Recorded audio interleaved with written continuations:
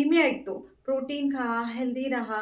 पण तुम्हाला माहिती आहे का, आपल्या शरीरातल्या प्रोटीनचा कंट्रोलर रिमोट म्हणजे जीन्स असतात. आज मी तुम्हाला अगदी सोप्या भाषेत सांगणार आहे, डी जीन्स, प्रोटीन आणि रोजचे आपले जीवन यांचा कसा संबंध आहे.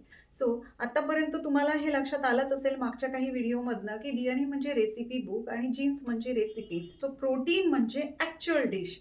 म्हणजेच आपल्याला जे पोटात जातं, शरीरात उपयोगी लागतं ते झालं प्रोटीन. एक एक्झाम्पल घेऊयात. समजा तुमच्याकडे एक रेसिपी बुक आहे, ज्यात पोहे, उपमा, इडली अशा सगळ्या रेसिपीज लिहिलेल्या आहेत.